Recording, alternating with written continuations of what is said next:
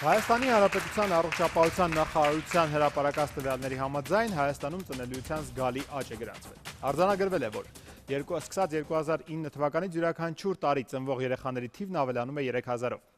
Ծնելիության աճին զուգահեռ էապես նվազել է հիվանդ նորածինների թիվը։ Այս ուրախալի փաստերի հետ մեկտեղ ունենք նաև օրակարգային համարվող մի խնդիր։ Հայաստանում այսօր ավելի շատ տղա է ծնվում, քան աղջիկ։ Մասնագետները նշում են, որ սեռով պայմանավորված հղիությունների արհեստական ընդհատման աճ է գրանցվել։ Այսօր ազատ գոտում կհաշվարկենք, թե տարեկան քանի աղջիկ չի ծնվում ու կբացահայտենք սելեկտիվ աբորտների վտանգավոր հեռանկարը։ Մեր առաջին հյուրը վստահ է, երկրում աղջիկների ծնունդը խրախուսելու համար պետք է պետական մարտավարություն մշակել։ Խնդրի բոլոր մանրամասներին մեզ կծանոթացնի Հայաստանի Հանրապետության առողջապահության նախարարության մոր և մանկան վերարտադրողական առողջության պահպանման բաժնի պետ Գայանե Ավագյանը։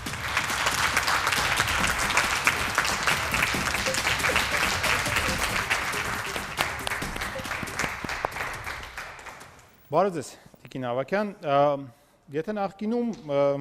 մի տղայի բաժին էր հասնում 3 աղջիկ, այդպես էին ամենայն դեպս ասում մեր պապերը, ապա այսօր իրավիճակը փոխվել է։ Ինչպիսին է պատկերը Հայաստանում։ Ի վերուստ բնությունը սահմանել է 102-105 տղա 100 աղջկա դիմաց։ Այսպես է փոխհարաբերությունը, որովհետև կենսաբանորեն արական սեռը ավելի թույլ է և վտանգները ավելի շատ են այդ հաշվեկշիռը պահպանելու համար։ Գայանե Ավագյան, Հայաստանի Հանրապետության առողջապահության նախարարության մոր և մանկան վերարտադրողական առողջության պահպանման բաժնի պետ։ Առաջին և երկրորդ հղիությունները Հայաստանում սելեկտիվ աբորտով չեն ընդհատվում, բայց երրորդի և չորրորդի դեպքում պատկերը սարսափելի է։ 90 թվականներից սկսված Հայաստանում նկատվեց 110-112 տղա 100 աղջկա դիմաց և այս փաստը իհարկե խիստ անհանգստացրեց առողջապահության նախարարությանը առաջի հերթին և մենք դիմեցինք ՄԱԿ-ի բնակչության հիմնադրամին խնդրելով իրականացնել հետազոտություն, որպեսզի կարողանանք հասկանալ պատճառները, ինչու են այնուամենայնիվ ընտանիքները դիմում հղիության արհեստական ընդհատման, երբ սպասվում է աղջիկ։ Սա կոչվում է գիտական իմաստով ընտրովի աբորտներ, սելեկտիվ աբորտներ։ Եվ ինչ պարզվեց։ Պարզվեց հիմնական 3 պատճառ։ Առաջինը դա ընտանիքում փոքր թվով երեխաներ ունենալու միտումն է։ 1, 2, ոչ ավել 3։ Առաջներում մարդիկ ունեցել են 4-5 երեխա և անպայման տղա երեխա ծնվել է։ Շատ քիչ են եղել ընտանիքները, որ շարունակաբար կինը ծննդաբերել է և ունեցել է միայն աղջիկներ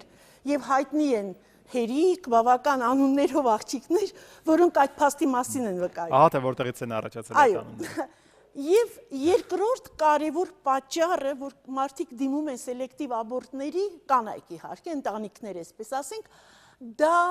տղայի նախապատվությունն է ընտանիքում։ Սա ինձ շատ զարմացրեց, երբ ստացանք տվյալները։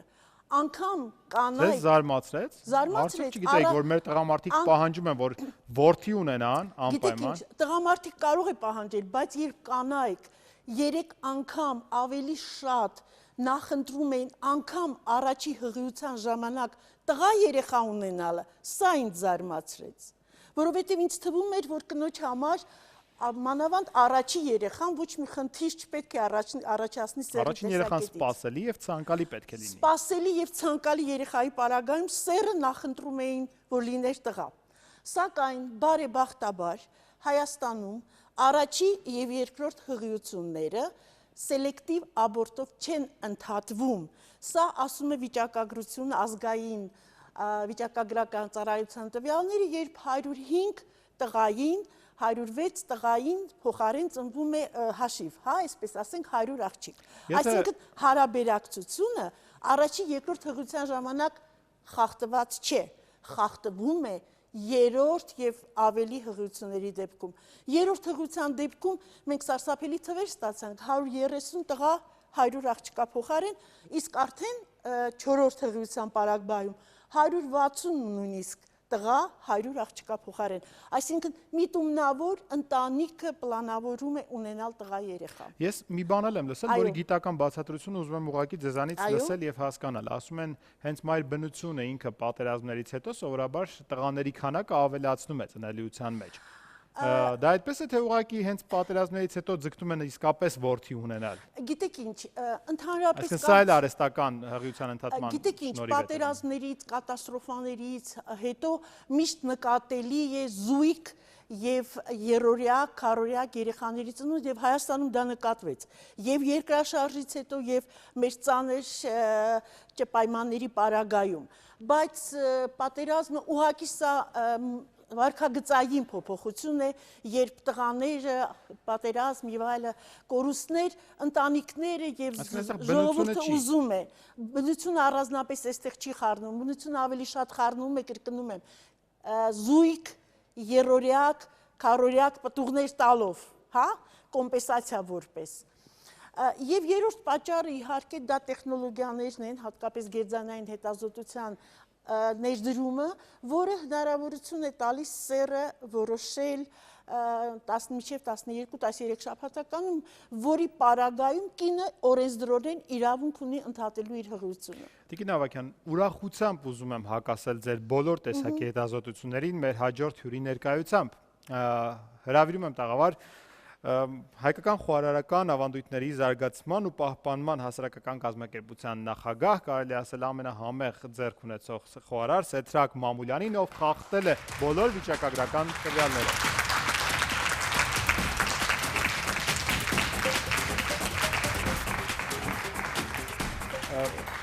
Հիմա բացեմ փակագծերը։ Իրականում պարոն Մամուլյանին որևէ նոր խոհարարական հնարքի համար չենք, որ հրավիրել ենք տաղավար, այլ ուզում եմ ձեր ուշադրությունը հրավիրել մեր առաջին շարքում նստած նրա ընտանիքին։ Ավելի նշեմ, ընտանիքն ամբողջ կազմով չէ այստեղ։ Աղջիկներից մեկը բացակայում է, որովհետև նա ամուսնացած է, նույնիսկ ունի երեխա, այսինքն դուք ունեք ընդհանուր առմամբ 4 աղջիկ եւ 1 տղա։ Ես ամեն դեպքում չեմ կարող այդ հարցը չտալ, տղան ամենափոքրն է, եթե չեմ սխալվում, պարոն Մամուլյան։ Բա որ փոքրը չլիներ, լիներ երկրորդը։ Այդքանով սահմանափակվելու ենք, անկեղծ, հենց հիմա ձեռքը խղճի վրա ու գնացինք։ Պիտի անպայման տղա ունենայի ես։ Դա եմ ասում, եթե երկրորդը ունենայիք տղա, այլ մյուս աղջիկները ծնվելու իրավունք ձեռքվելու են։ Ես ընդհանրապես մենք մտածել ենք, որ պիտի բազմազավակ ընտանիք ունենանք։ Հենց սկզբից։ Այդ դեպքում մնում է մյուս կոչը իմ կողմից ձեզ ուղղված, այս տղայից հետո եւս 1 աղջիկ, որակը լավն է, շարունակեք։ Փորձենք։ Սեդրակ Մամուլյան, բազմազավակ հայր։ Եթե կա սեր, ուրեմն ընտանիքը պետք է ունենա այնքան երեխա, որքան Աստված է կանխորոշել։ Իրականում, պարոն Մամուլյան, բոլոր հայրերը իհարկե երազում են առուզավակ ունենալու մասին, կարող եք ընդհանուր խոսել։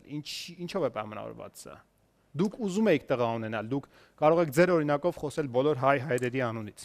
Ես նախորդ ասեմ, որ երբ որ աղջիկներ ծնվեցին, բոլորովին էլ չէի վհատվել, բայց անպայման ուզում էի տղա ունենալ եւ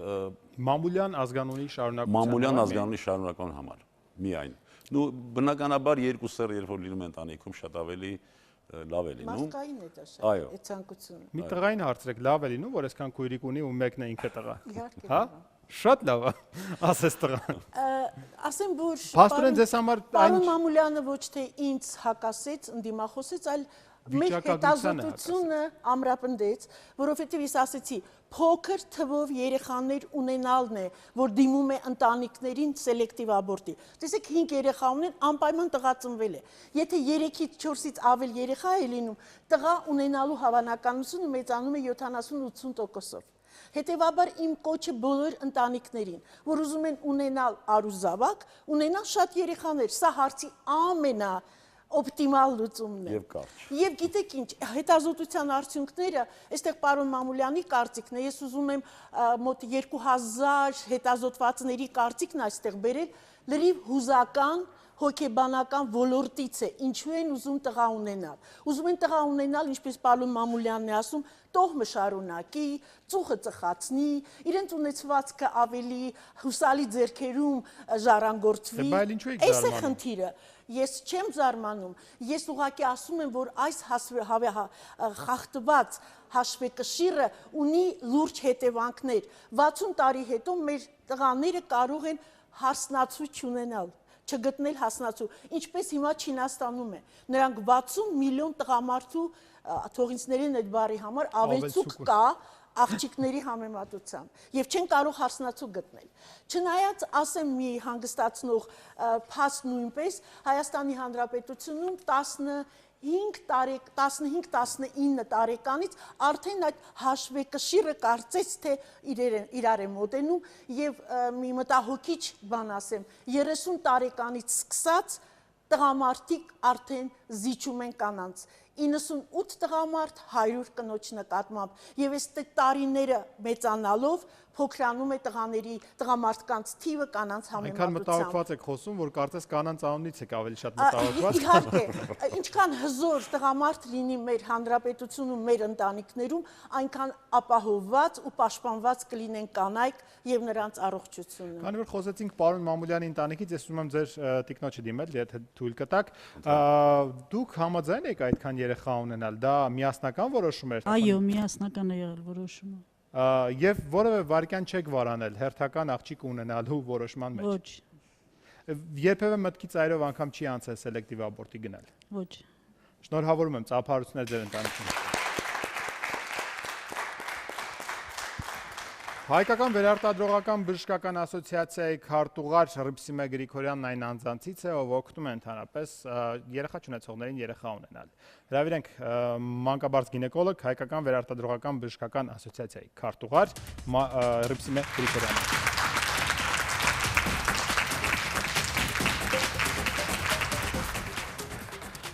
Բարև ձեզ։ Ռիփսիմե, մենք նախնական զրույցի ժամանակ մի հետաքրքիր պատմություն լսեցինք, շատ տարօրինակ էր ինձ համար լսել, որ անգամ 14 տարի երեխայի համար պայքարող ծնողները երեխա ունենալու դեպքում մտածել են սելեկտիվ աբորտի մասին եւ տարբերություն են դնում 14 տարի երեխայի սպասելուց հետո աղջիկ է ծնվելու թե տղա։ Գիտեք, ոչ թե մտածել են սելեկտիվ աբորտի մասին, այլ իրենք եկել են բալիկ ունենալու նպատակով, երկար տարիներ անպատվությամբ տառապելով եւ առաջին հարցը, որ տվել է ամուսինը, մենք ուզում ենք երեխա ունենալ եւ ուզում ենք տղա ունենալ, որը որ մի քիչ աբսուրդի է նման։ Ռիփսիմե Գրիգորյան, Հայկական վերարտադրողական բժշկական ասոցիացիայի քարտուղար, մանկաբարձ գինեկոլոգ։ Նույնիսկ 15 տարի երեխա չունեցած զույգն է ցանկանում, որ առաջնեկը տղա ծնվի։ Իհարկե բացառություն են լինում, բայց իրանք գալիս են սերի ընտրության համար, գալիս են երկար տարիներ, նույնիսկ 15-17 տարի բալիկ չունենալով, գալիս են անպայման տղա ունենալու ցանկությամբ։ Հիմնականում հայրն է դրթողը այդ գաղափարի, թե մայրը, որովհետև եթե լինի խելոք հայր, սովորաբար գիտի այդ պատմության մասին, որ մայրը տղայի հետ է կապված լինում, իսկ հայրը աղջկա։ Խելոք հայրը աղջիկ կցանկանա։ Պարոն Մամուլյանի փորձը սա կցան է։ Այնուամենայնիվ տղամարդիկ թե կանայք են հրահրողը տղա ունենալու հարցում։ Ես կարող եմ խոսել մեր պացիենտների անունից, հիմնականում տղամարդիկ են լինում հրահրողը։ Եղել է որ կինը ցանկացել է անպայման տղա ունենալ, իսկ տղամարդու համար միևնույնն է։ Եղել են այդպիսի դեպքեր, բայց դա բացառություններն են։ Հիմնականում տղամարդիկ են ավելի շատ շահագրգռված բալիկ ունենալու եւ հիմնականում տղամարդիկ են ուղարկում իրենց կանանց սելեկտիվ աբորտների, քանի որ իրենք ուզում են անպայման ժառանգ ունենան, ուզում են անպայման որդի ունենան։ Ես ուզում եմ նաև տեղեկանալ օրենսդրության այն հատվածին, երբ 13 շաբաթականից այնուամենայնիվ անցել է պտղի տարիքը եւ առաջացել է անհրաժեշտություն աբորտի, որ դեպքերում սա թույլատրելի է եւ չի համարվի հանցագործություն կամ զանցանք։ Համաձայն Հայաստանի Հանրապետության կառավարության որոշման հղիության արհեստական ընդհատման կարգն ու պայմանները հաստատող այնտեղ կան բժշկական եւ սոցիալական ցուցումներով հղիության ընդհատելու պայմաններ։ Ինչպես պետք է բժիշկը տեղեկանա այդ ցուցումների։ Առողջական վիճակը, եթե կին ունի սրտի արատ, որը անհամատեղելի է կյանքի հետ, եթե հայտնաբերվել է պտղի մոտ զարգացման արատներ, որը այդ պտուղը դարձնում է ոչ հեռանկարային, կյանքի իմաստով, եթե ամուսինը մահացել է այդ ընթացքում, եթե բռնադատվել է ամուսինը, եթե ինքը հղիացել է ազատազրկման վայրում, այս բոլոր ցուցումները, ընդ որում աշխարհի դեմոկրատական բոլոր երկրներում կան այս ցուցումները, այդ ցուցումներով հղիությունը ընդհատվում է մինչև 22 շաբաթական ժամկետը։ Մենք մի հետաքրքիր էքսպերիմենտ իրականացրեցինք։ Մեր լրագրողը էքսպերիմենտի հերոսն էր եւ դիմեց բուժ հաստատություններ, բավականին հեղինակավոր բուժ հաստատություններ իր հղիությունը, ճակերտավոր հղիությունը ընդհատելու խնդրանքով։ Պտղի տարիքը նույնպես հայտնի էր ճակերտների մեջ 13 շաբաթական անց։ Տեսնենք էքսպերիմենտի արդյունքները։ Խնդրեմ։ Բարի երեկո։ Դեռ 2 տարի առաջ Եվրախորհրդի խորհրդարանական վեհաժողովը հայտարարեց, որ սելեկտիվ աբորտները լուրջ վտանգ կարող են դառնալ Հայաստանի, Վրաստանի, Ալբանիայի եւ Ադրբեջանի համար, քանի որ հետազոտել ու պարզել էին, որ հենց այս երկրներում նախընտրում են տղա երեխաներին եւ պատրաստ են արհեստականորեն ընդհատել հղիությունը աղջկա դեպքում։ Հայաստանի առողջապահության նախարարությունը խոստովանեց, որ այո, այդ խնդիրը մեզ մոտ վերահսկելի չէ եւ ամուսնական զույգերը անկախ արգելքներից աղջիկ չունենալու հարցը միևնույն է լուծում են ու որոշեց, որ այսուհետև մինչև 12 շաբաթական հղիությունը չի կարելի ասել երեխայի սեռը, իսկ դրանից հետո հղիության ընդհատումն արգելվում է։ Մանկապարզ գինեկոլոգները սկսեցին պարբերաբար հայտարարել, որ իրենք ամեն ինչ անում են, որ ծնողներին հետ պահեն նման որոշումից, բացատրում են, թե դա ինչ վտանգների կարող է հանգեցնել։ Բայց մի բան է ասելը, մի բան է անելը։ Մենք էլ որոշեցինք փորձել բժիշկների բարեխղճությունը։ Արդյունքը ռեպորտաժում։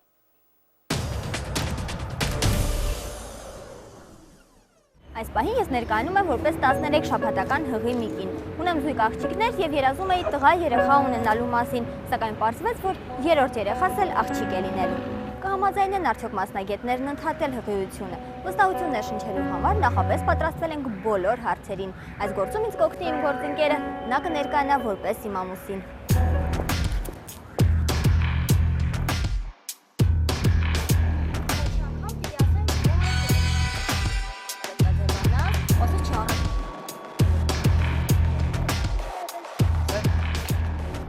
Թաքնված նկարահանումներն անցկացվել են քաղաքի ամենաճանաչված ու թերևս ամենամեծ հեղինակություն վայելող բուժ հաստատություններում։ Առաջինը մոր եւ մանկան առողջության պահպանման գիտահետազոտական կենտրոնն էր։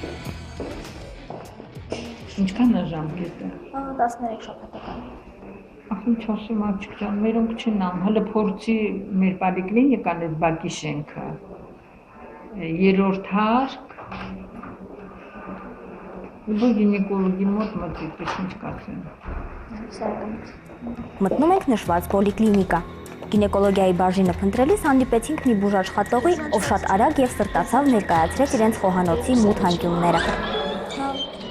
Բայց խնդիրն է, որ 13 շաբաթական է ու դրա համար չեն համաձայնում։ Անծանոթներ չեն անում, ծանոթ կտելնի, որ ներքին կարգով իրան կարողան անել, հիմի դե որ ուղարկեմ իրա մոտ կասեմ մոտիկ մարդկանք, տես հարցերը սենց լուծվի։ Մեր ստեղի բուժքույրերից մեկի աղջիկն է, անդիմ աղջիկա, լավ մասնագետ։ Ասա համեստի մորքուտի հարցնեմ, համեստն է ուղարկի, ես կզանգեմ այդ ընթացքում։ Մինչև մենք կհասնեինք, բժիշկն արդեն մեզ էր սպասում։ Նախ ծանոթացրեց հղիության ընդհատման կարգին, գներին, ապա նաև տեսակներին։ Եվս մի քանի րոպե եւ հղիության ընդհատումն անխուսափելի կլիներ։ Հղիության արհեստական ընդհատումը կարող է ձգվի մինչև 50,000 դրամի կարգի։ Դա պետականորեն դուք չեք օգտվում եք, մենք հորինված բաներ չեն, պետական դուք մոտում եք այդ ՀԴՄ-ի կտրոններով, չեկերով, չգիտեմ, այդպես։ Կլինի մենք քիչ ավելի ուշ մոտենանք ձեզ կամ վաղը։ Պատճառաբանեցինք, որ այս պահին գումար չունենք եւ պայմանավորվեցինք հանդիպել հաջորդ օրը։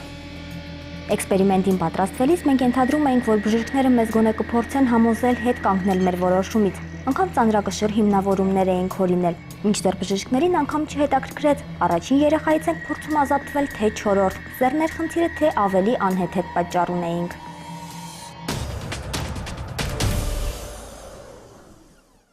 Ես կուզեի հարցնել պետական ատյանների ներկայացուցիչներին, կա արդյոք վերահսկողություն, ինչ մեխանիզմներով են հսկվում եւ կանխվում հղիության ապօրինի արհեստական ընդհատումները, ինչպես պետք է բուժաշխատողը ընկալի իր պատասխանատվությունը մարդկանց առողջության ու կյանքի անվտանգության հարցում։ Շնորհակալություն։ Մոր եւ մանկան առողջության պահպանման կենտրոնը դա բժշկաբան բաց բաժնետիրական ընկերություն է,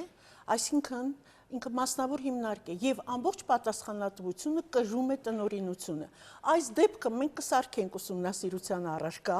եւ կփորձենք ստանալ պատասխան, թե Իրականում ինչպես է։ այնտեղ տեղի չունեցավ, ուղղորդեցին Դա ամենատարբեր նշանակություն հասցեներ։ չունի այն, որ այդ ուղղորդման մեխանիզմ ներկայացվեց, մենք կխնդրենք տնօրինությանը, որպեսզի նյութը դարձնի հատուկ ուսումնասիրության առարկա եւ պատասխանի, թե ինչպես հնարավոր է 16 շաբաթական հղիություն այդպես թեթև ու հանգիստ, եթե իհարկե կներեք մոնտաժ չի, եթե մոնտաժ չի, թող ընկերը մեր տնօրենները պատասխանեն։ Պատասխանատվությամբ հայտարարում ենք, որ դա մոնտաժ չէ։ Եթե մոնտաժ չի, ուրեմն մենք եւս ձեզ խոստանում ենք, որ հետամուտ կլինենք եւ ձեզ անպայման կներկայացնենք տեղեկատվություն։ Մեզ չէ, հասարակությանը։ Հասարակությանը։ Առաջարկում եմ փոքրիկ դադարից հետո անպայման անդրադառնանք այս խնդրին։ Դադար մեր եթերում։ Կա ինձ մոտ մտահոգություն։ Ես ուղղակի որպես երևի թե շատ քիչ տեղյակ այս գործերից, ուղղակի ուզում եմ հասկանալ։ Արդյոք այլ մեթոդ չկա սեռը կանխորոշելու, միայն հղիության արհեստական ընդհատումն է, թե ոչ։ Ես այս հարցին ուզում եմ պատասխանի հայ ներողություն ռեյկիստների ասոցիացիայի նախագահ Լուսինե Առաքելյանը։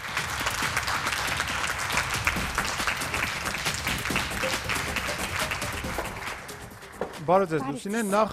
երևի թե լուսաբանեք մի փոքր, ինչ է նշանակում ռեյկիստ, ինչ ուղղություն է սա եւ ինչով եք զբաղվում, որ հասկանանք թե ինչի մասն ենք խոսում։ Ինչով կարող եմ օգնել։ Ուրեմն ռեյկի բառը ճապոներեն բառ է, թարգմանաբար նշանակում է հոգևոր կենսական էներգիա, այսինքն բուժում ձեռքերի միջոցով։ Լուսինե Առաքելյան, հայ ռեյկիստների ասոցիացիայի նախագահ։ Հատուկ բանաձևով հաշվարկ է արվում, թե որ օրը պետք է տեղի ունենա բեղմնավորումը, որպեսզի տղա ծնվի։ Ով կարող է դառնալ ռեյկիստ։ Ես կարող եմ լինել։ Ցանկացած մարդ կարող է դառնալ, տեխնիկապես դա հնարավոր է, բայց թե ինչ որակի ռեյկիստ կարող կդառնա այդ մարդը, արդեն կախված է նրա հոգևոր աճից։ Ես կամավոր եմ գրանցում, եթե դա կօգնի մի քանի արհեստական հղիություն ընդհատել, խնդրեմ իմ ձեռքերը ձեր տրամադրության տակ են։ Ասեմ, ռեյկիով մենք հղիություն չենք ընդհատում, բայց հետաքրքիր մի փորձ ունենք, ուրեմն նախ այսպիսի ժողովրդական խոսք կա, չէ, ժողովուրդը ասում է տղայից տղա, լավ տղայից աղջիկ, չէ, լսել ենք շատերս։ Ես այդքան էլ լավ տղա չեմ փաստում։ Հա, եւ շատ ժամանակ տղամարդիկ թվում է, թե աղջիկ ունեցող տղամարդկանց թվում է, թե իրենք հենց այդպես են ասում, ուղղակի որ նշեն, որ իրենք լավ տղա են, բայց այստեղ շատ մի պարզ ճշմարտություն կա, որ էներգետիկ առումով երբ որ դիտարկում ենք, ստացվում է, որ ընտանիքում ընդհանրապես սեռը, այսպես են ասում, սեռը ձգտում է թույլին։ Ընտանիքում եթե կինն է թույլ, ծնվում է աղջիկ։ Տղամարդն է թույլ, ծնվում է տղա։ Դրա համար են ասում տղայից տղա, այսինքն տղամարդը թույլ է, ծնվում է տղա երեխա, որպես կարծես թե գալիս է տղային օգնություն, հա, եւ ասում են լավ տղայից աղջիկ գալիս է մորը օգնություն։ Մի խոսքով հիմա հասկացանք, լավ, եկեք ժողովրդական այդ հետաքրքիր մտածել։ Ասեմ ինչ են անում ռեյկիստները, այստեղ որևէ բան հնարել կարծում եմ։ Տեսնենք, ուղղակի ծանոթանալ արժե։ Ուրեմն 46XX քրոմոսոմային հավաքածու կա։ Կիսվում է դառնում է կնոջ համար 23X եւ X, տղամարդի համար 23X եւ 23Y։ Անկախ նրանից X-ն է միանում X-ին, թե Y-ը, այստեղ կապ չունի, ուժեղ է, թույլ է, պաշտոն ունի, պաշտոնի խնդիրը չի, արվեստագետ է, հասկանում, այստեղ կապ չունի, սա բիոլոգիա է, սա կենսաբանություն է, լավ։ Բայց սա էլ է բիոլոգիա, իրոք է։ Սա չգիտեմ ինչ է կներեք։ Կարելի է բացատրել, հա, թույլ կտակ, շնորհակալ եմ։ Ուրեմն ես ինքս մասնագիտությամբ կենսաբան եմ, XY քրոմոսոմներին լավ տեղյակ եմ։ Այստեղ ես խոսում եմ էներգետիկ դաշտի մասին, որը նույն ինքը կենսաբան է, երբ ես դեռ դպրոցում միայն կենսաբան էի, ես ինքս էլ էներգիաներից տեղյակ չէի։ Ես դրա համար սկզբում նշեցի էներգիապես ուժեղ։ Իսկ կենսաբանությունը դա ուղղակի չի քննարկում։ Իսկ երբ որ մարդը ուժեղ է լինում էներգիապես տղամարդը, այնտեղ ակտիվանում են X քրոմոսոմներով սպերմատոզոիդներ, այնտեղ էլ XY-ները։ Հիմա կա բոլորը ասում։ Փորձի։ Նյութեր։ Ես Այսօր ամբողջ աշխարհն անցել է ապացուցողական նյութերի վրա կառուցված դրույթների։ Ապացույց ոչ, կներեք։ Կարծիքներով չենք կարող շարունակեմ հաշվարկների հետ կապված։ Այսպես թե այնպես երեխա ունենալիս մի քիչ սկսում են մոտորումների մեջ ընկնել, այսպիսի այդպես բարդ տերմիններով կատարում են։ Ընդհանրապես կսկսեն կամաց մտածել արդեն հորմոնների, չգիտեմ ինչերի մասին։ Ես ուղղակի խորհուրդ կտամ։ Սերի համար տղամարդն է պատասխանատու։ Սա ուզում Ես կարծում եմ ամեն ինչի համար տղամարդ է պատասխանատու ընտանիքում։ Նորից ասեք, իմ ընկերներից մեկի համար պատասխանատվություն են կրում տղամարդիկ, որովհետև նրանք ունեն 23X եւ 23Y քրոմոսոմ։ Կինը միայն ունի 23XX, նրա համար միևնույն է, որ քրոմոսոմը նրան կբեղմնավորի։ Հենց հիմա իմ ընկերներից մեկը սպասում է երեխա եւ խորին համոզմունքով տառապում է այն մտքից, որ կինը պետք է մի փոքր իրեն ուշ տա եւ նա կունենա տղա։ Դա մոլորություն է։ Տղամարդն է պատասխանատու։ Հիմա լավ, տղամարդն է պատասխանատու։ Հաշվարկների հետ կապված ասեմ։ Բիոէներգետիկան տարածում եք տղամարդու թե կնոջ վրա, այսինքն սկզբում Չէ, բիոէներգետիկայով այդ փորձը չունենք, որ մենք բիոէներգետիկայով աշխատենք, այնտեղ տղածնվի թե աղջիկ։ Փորձը ինձ մոտ այսպիսին է։ Մեր կենտրոնում մենք այնտեղ նաև աստղաբանական եւ թվագիտական հաշվարկներ ենք անում, հաշվարկներով։ Մի պրոցես կնկարագրեք, եկել են ձեզ մոտ զույգ։ Երբ է տեղի ունենում, նախքան բեղմնավորումը, թե մինչ բեղմնավորումը։ Այո, նախքան բեղմնավորումը հաշվարկը արվում է։ Ներշնչման խնդիր չի, այստեղ ամուսինների տվյալների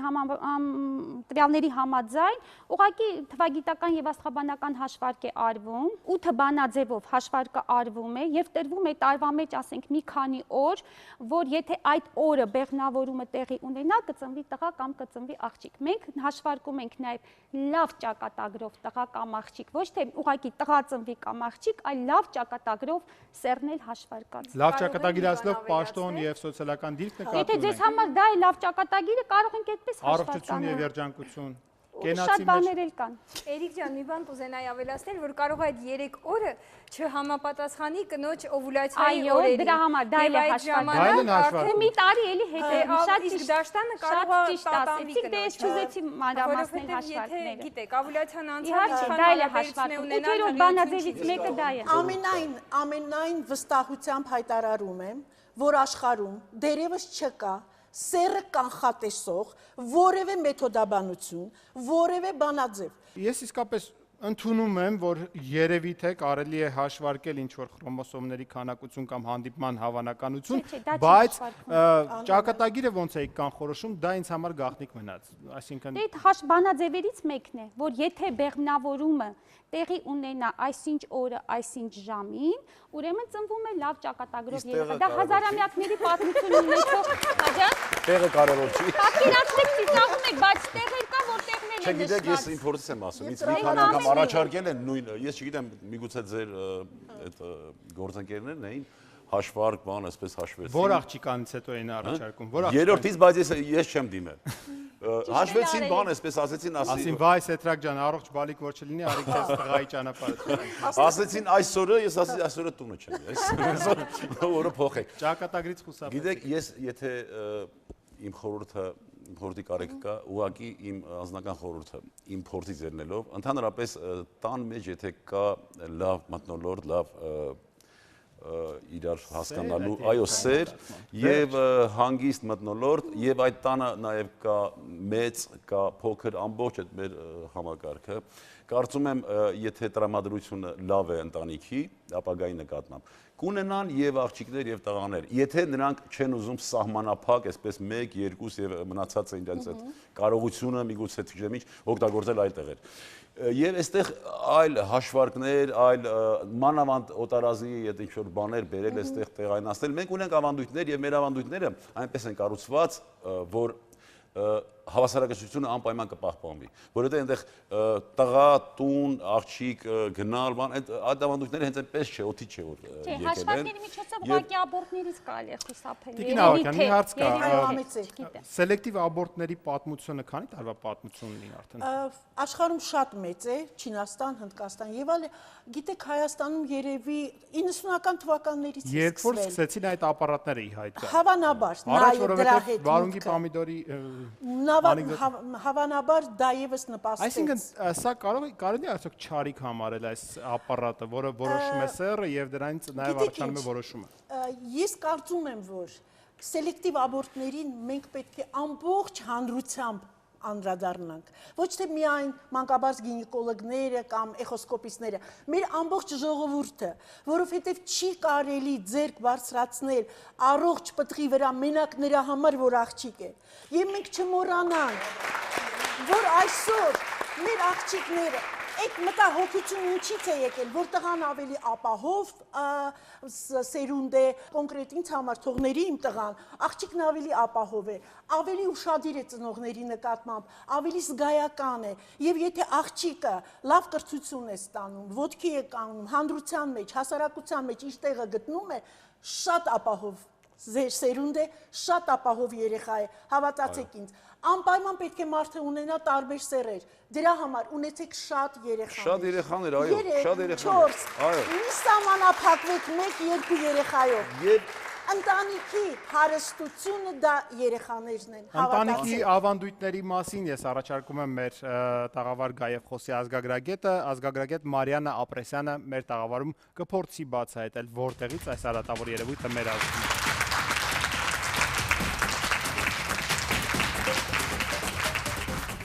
Բարև ձեզ Մարիաննա, մենք էլի հանդիպել ենք, էլի նույն թեմայով խոսել ենք, որդեպաշտություն։ Ինչ է սա մեր մեջ։ Սա արատ է արդյոք, թե մեր ազգային դեմքի նկարագիր։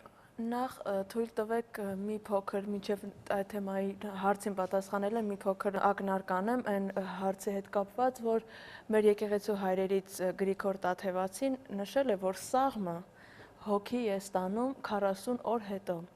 Այսինքն ստացվում է այնպես, որ սերի պարզելը մոտավորապես 6 շաբաթից է, այսինքն ինքը արդեն ոչ միայն բջիջ է, սաղմ է, այլ արդեն հոգի ունի եւ դրանից հետո սելեկտիվ աբորտը ես կարծում եմ, որ դա լուրջ հանցագործություն է, այսինքն շեմը ոչ 12, 13 շաբաթական, այլ արդեն ինքը լուրջ հանցագործություն է, լուրջ մարդու կյանքի խափանում է, այսինքն եթե չասենք մարդասպանություն է։ Ինչը որևէ մեկը Աստծո առաջ իրավունք չունի անել։ Այո, ոչ մեկ իրեն իրավունք չի կարող վերապահել նման ոչ միայն առաջարկողի համար, այլ նաև առաջարկը ընդունողի համար։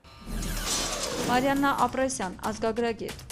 Որդի չունենալու պարագայում ժառանգությունը եւ ազգանունը չկորցնելու համար տնփեսային որդեգրել են, տալով իրենց ազգանունը։ Ինչ վերաբերում է որդեպաշտությանը եւ սեռի որոշելուն, դա նոր չէ, դա շատ հին արմատներ ունի, դեռևս հնում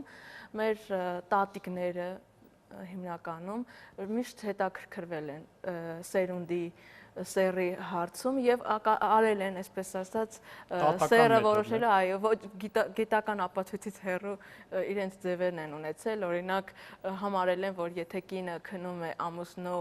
ձախ կողմում տղա է ունենալու, աջ կողմում աղջիկ, կամ եթե երեխան շարժվելու խաղալու ժամանակ կրծքի տակ ուրեմն տղա է, եթե որովայնի ներքևում ապա աղջիկ է, կամ եթե հղի կինը ցորեն աղալու ժամանակ Դա տարիների փորձից պետք է գալ, այսինքն եթե անընդհատ տեսնում են տղա ունեցողները այսպես են։ Այսինքն անընդհատ այսպեսի մի հետաքրքիր եւ մոգական միջոցներով փորձել են պարզել սերը, որը ապացուցում է մարդկանց հետաքրքրված լինելը այդ հարցում։ Ես պատահական չնշեցի, որ տունը նորմալ է, որ տան մեծ կա տունը։ Ինչ վերաբերում է որդեպաշտությանը,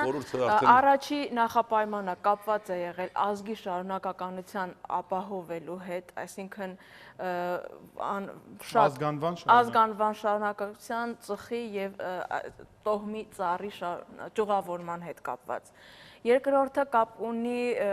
սեփականության իրավունքի ժառանգության հետ, այսինքն պապական, հայրական ունեցվածքը, հողատարածքը, տունը եւ այն ինչ որ ունեն գույքի ժառանգության հարցը, քանի որ նախընտրել են որ ունենա առաջին տղան, եթե չկա, այդ դեպքում նոր անցնում է աղջկան կամ փեսային, դրանով էլ պայմանավորված է եղել նաև մեր հայ իրականության մեջ թեկուզ եւ քիչ, բայց այն երևույթը, որ որդի չունենալու դեպքում ժառանգությունը չկորցնելու եւ ազգանունը չկորցնելու դեպքում տնփեսային տուն են բերել եւ նույնիսկ որդեգրել են տալով իրենց ազգանունը, այսպեսով արհեստական ձևով իրենց ազգը պահպանելու եւ ժառանգությունը ժողովրդի լեզվով ասած հալալ բաժանելու։ Պաստորեն մեզ զրկում ենք աղջիկների հայրերը, որոնք հնարավորություն են ստանում փեսա սիրել։ Մենք զրկում ենք այս հնարավորությունից մեր ազգին։ Էլ չեմ խոսում զոքանչների մասին, այսինքն զորով անեկդոտ ենք ստեղծում ժողովուրդ։ Այո։ Այսինքն պատկերացրեք այսօրվա իրականության մեջ որդեգրված փեսը աներոջ ազգանով, ինչքան հատկապես եթե աներն էլ հարուստ է եւ մեծ կարողություն է ունեցել եք, այդ պատկերացրեք, եթե այդ ավանդույթը շարունակի այսօրվա իրականության մեջ, ես կարծում որ շատերը չեն հրաժարվի, ինչու ոչ։ Այդ դուք եք այդպես կարծում։ Ես առաջարկում եմ, որ մեր զրույցին միանա մեր հաջորդ հյուրը, կրկին մեր ամենասիրված մարդկանցից մեկը, մեր մշտական հյուրերից մեկը Իրինա Ծատուրյան, դիմավորեք նրան։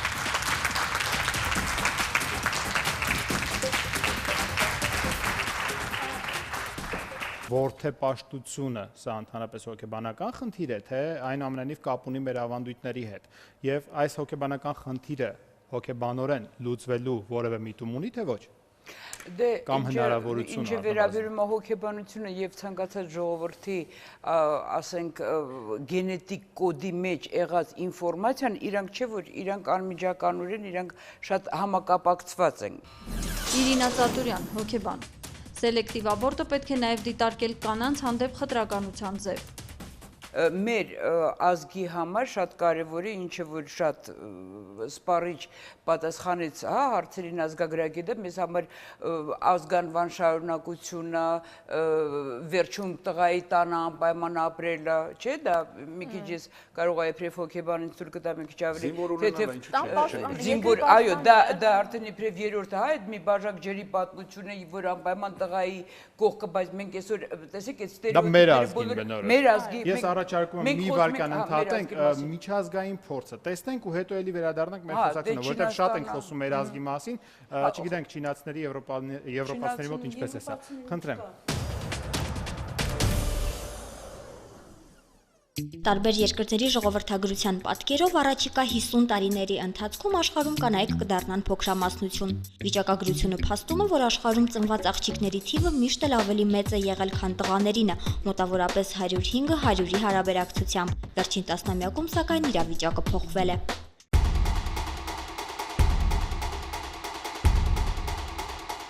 Սեռային ընտրության փղիության ընդհատումը հատուկ է այն երկրներին, որոնք առաջնորդվում են ազգային ավանդույթներով։ ՄԱԿ-ի տվյալներով սելեկտիվ աբորտները հատկապես շատ են Հնդկաստանում, Ուզբեկստանում, Ադրբեջանում, Հարավային Կորեայում, Սինգապուրում և Չինաստանում։ Հնդիկները կարևորում են արու զավակի ծնունդը, որը հոգ կտանի ծնողների մասին, մինչդեռ աղջիկների համար ծնողներն ամբողջ կյանքում պիտի աշխատեն, որ արժանապատիվ հարսանիք ու օժիտ ապահովեն։ Չինաստանը պետական մակարդակով սահմանափակում է երեխաներ ունենալու իրավունքը։ Ամեն ընտանիքում առավելագույնը 1 երեխա։ Զույգերը ստիպված են լինում ընդհատել հղիությունը, քանի դեռ վստահ չեն, որ արու զավակ են ունենալու։ Այսօր մի շարք երկրներ սելեկտիվ աբորտների եւ կանանց սպանդի դեմ պայքար են սկսել։ Պայքարի ամենաարդյունավետ միջոց համարվում է ուլտրաձայնային հետազոտության ժամանակ սեռի մասին ինֆորմացիայի տրամադրման արգելումը։ Որոշ երկրներ էլ որպես պայքարի միջոց դիտարկում են հասարակության մեջ կանանց դերի բարձրացումը։ Քարոզչությունն իրականացվում է աբորտը կանանց գենոցիդ է կարգախոսի ներքո։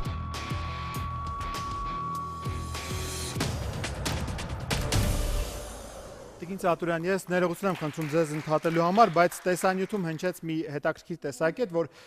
եթե սեռի մասին ինֆորմացիայի տրամադրումը պարզապես արգել են, հնարավոր է ինչ-որ կերպ խուսափել սրան։ Ես ձեզ բոլորիդ եմ ուզում հարցնել։ Հնչեց մի բանը, որ ՄԱԿ-ը ունի 1325 բանաձևը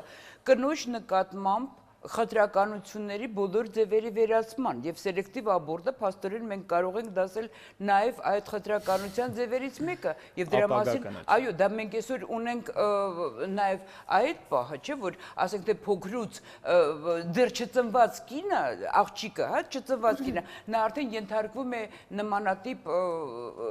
բռնությանը փաստորեն հիմա միգուցե սա կարճաժամկետ խնդրի լուծում է։ Մենք փորձեցինք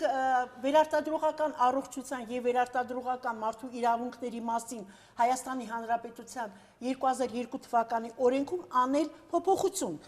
Նախագիծ սարքեցինք, որ գերձայնային հետազոտությամբ արդյունքների մասին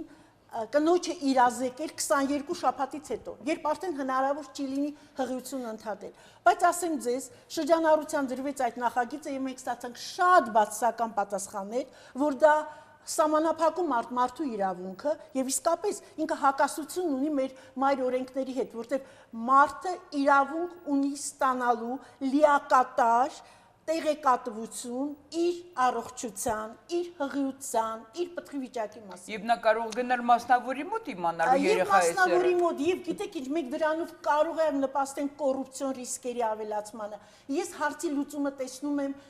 հանրության մեջ կնոջ իսկապես դերի ավելացմամբ եւ մեր հասարակության վերաբերմունքի փոփոխությամբ։ Սետրակ Մամուլյանների բազմացմամբ։ Եվ այո, ունենալ շատ երեխաներ հարցի իդեպ ասեմ այս կարծիքին է եւ ֆրանսիացի Գելմոնտոն ամենամեծ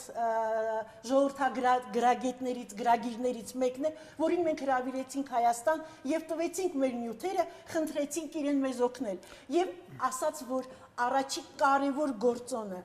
մեծ թվով երեխաներ ունենալն է եւ երկրորդը հասարակության մեջ վերաբերմունքի փոփոխությունը աղջիկ երեխայի նկատմամբ ներարգանդային Եվ ես ուզում եմ կոչ անել մեր հասարակությանը, մեր բոլոր ընտանիքներին, չէ՞ որ այդ կանայք, որ գնում են սելեկտիվ աբորտի, դրանք մեր քույրերն են, մեր հարսներն են, մեր հարևաններն են, մեր ազգականներն են, մեր աշխատանքի ընկերներն են, կանգնեցնենք նրանց։ Մենք փորձենք ամեն մեկս մի հատ մի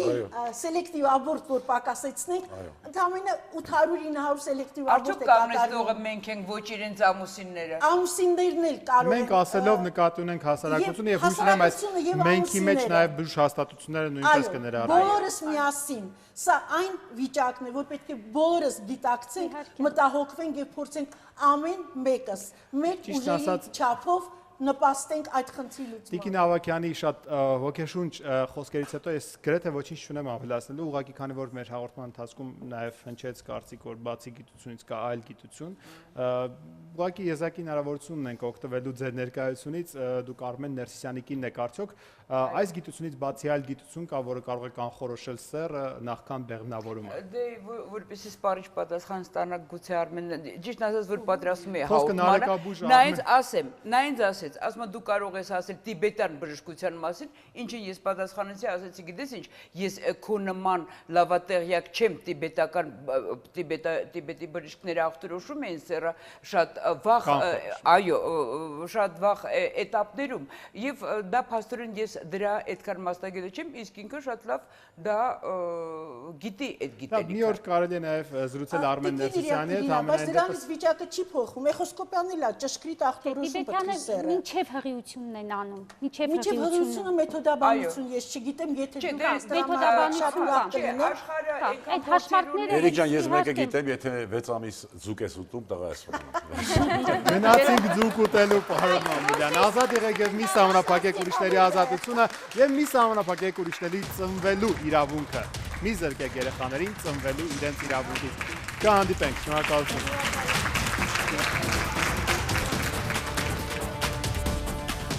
Հայաստանի գրողության կառուցվածքը անդառնալիորեն հնացած է։ Ժուրնալիստի միության նախագահ Աստղիկ Գևորգյան ամբողջ շենքը վաճառել եւ ամբողջ գումարը գրպանել է։ Մամուլը եւ լրատվամիջոցները հաճախ բանից անտեղյակ ընկնում են ավելի շատ աղմուկի թամաշայի հետևից, քան էական հարցեր քննելու։